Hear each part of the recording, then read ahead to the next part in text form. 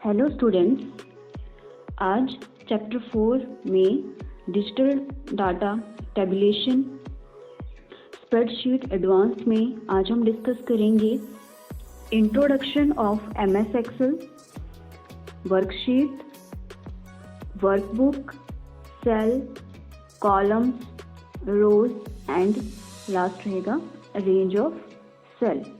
तो first discuss कर लेते हैं कि व्हाट इज एमएस एक्सेल या माइक्रोसॉफ्ट एक्सेल। तो माइक्रोसॉफ्ट एक्सेल एक स्प्रेडशीट प्रोग्राम है जिसको डेवलप किया है माइक्रोसॉफ्ट ने। ठीक है, एमएस एक्सेल को किसने डेवलप किया है? माइक्रोसॉफ्ट ने। ठीक है, और एमएस एक्सेल जो है माइक्रोसॉफ्ट ऑफिस सूट का एक पार्ट है। ठीक है, जैसे एमएस एक्सेल, एमएस वर्ड, ये सारे के सारे, एमएस पावर पॉइंट, ये जो हैं माइक्रोसॉफ्ट ऑफिस सूट के पार्ट हैं।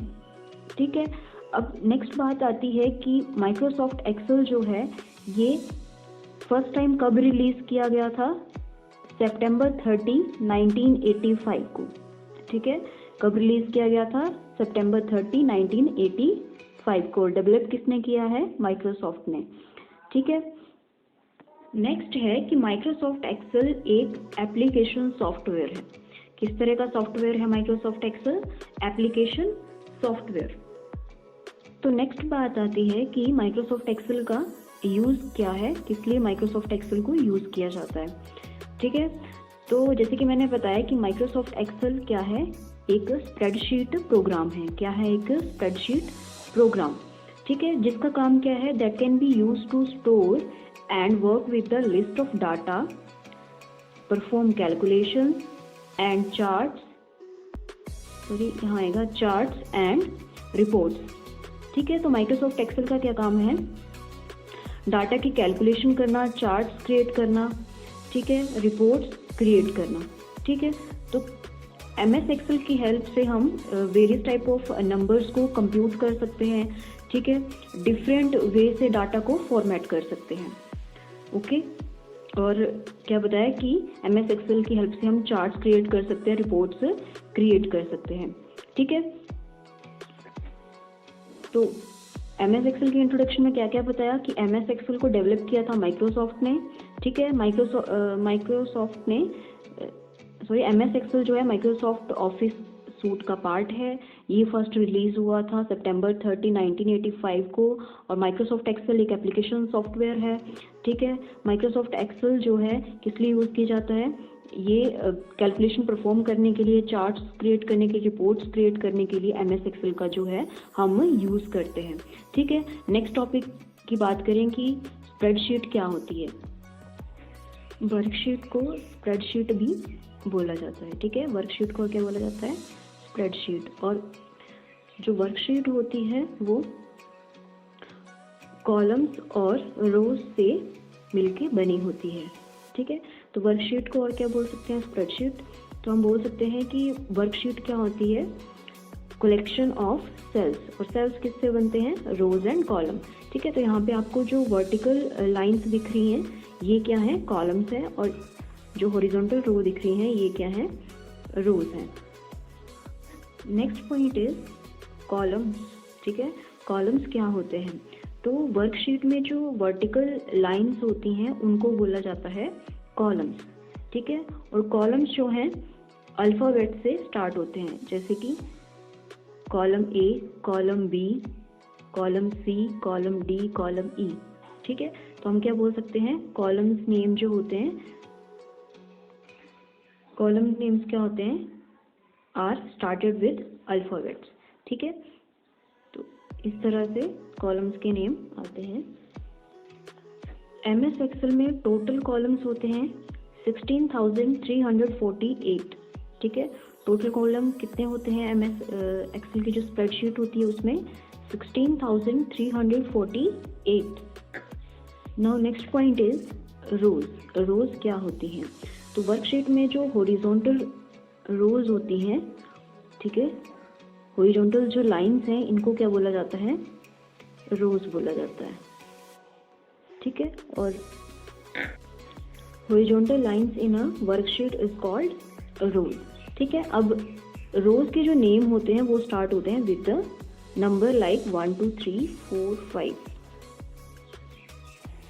तो क्या बताया कि rows name are started with numbers like 1 2 3 and 3 4 5 से।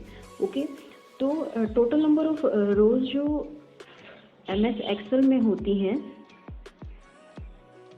वो होती हैं 10,48,576। कितनी रोज होती हैं टोटल? 10,48,576। नेक्स्ट बात करेंगे व्हाट इज सेल। तो जहाँ पे रोज एंड कॉलम्स इंटरसेक्ट करते हैं तो वहाँ पे उसको क्या बोला जाता है? सेल बोला जाता है। ये आपका कॉलम है और इस तरह से आपकी रो है, ठीक है। तो जहाँ पे रोज आपकी और कॉलम इंटरसेक्ट कर रहे हैं आपस में, ठीक है, तो ये क्या बन गया? एक सेल बन गया, ठीक है। तो सेल क्या बताया? Cell is a intersection of rows and columns. तो वहाँ पे क्या बन जाता है? एक सेल बन जाता है, ठीक है। अब किसी सेल की नेमिंग किस तरह करते हैं वो देखो, ठीक है। तो सबसे पहले सेल की नेमिंग करने के लिए सबसे पहले हम उसके कॉलम का नेम लिखते हैं, ठीक है। जिस सेल पे हम क्लिक करते हैं, ठीक है, जिस सेल पे हम क्लिक करेंगे वहाँ पे ऐसे थिक सा बॉर्डर क्रिएट हो जाता है, ब्लैक सा। तो उस सेल को बोला जाता है एक्टिव सेल। क्या बोला जाता है?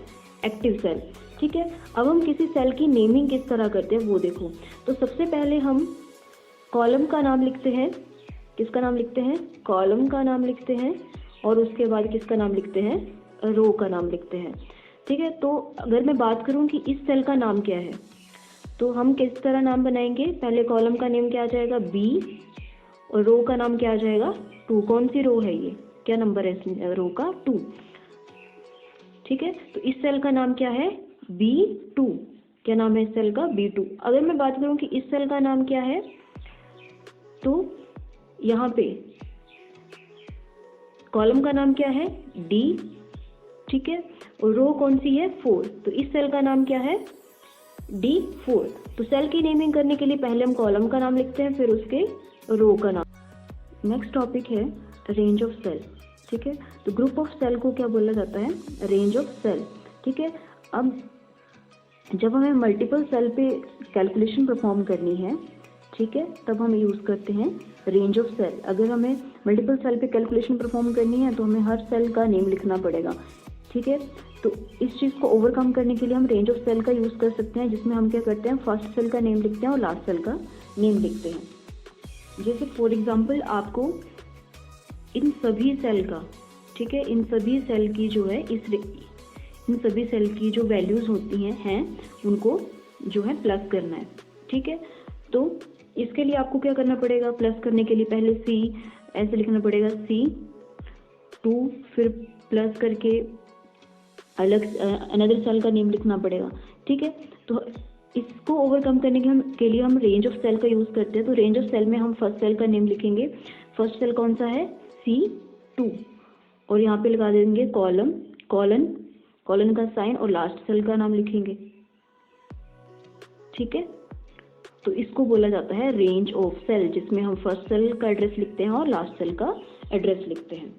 Now next and last topic is what is workbook. तो वर्कबुक क्या होती है? वर्कबुक एक कलेक्शन ऑफ वर्कशीट होती है, या बोल सकते हैं स्प्रेडशीट। तो स्प्रेडशीट की कलेक्शन को क्या बोलते हैं? Workbook, okay. मान लो अगर आपकी शीट 1, शीट 2, शीट 3, ठीक है, इन तीनों को मिलाएंगे तो क्या बन जाएगी? एक वर्कबुक।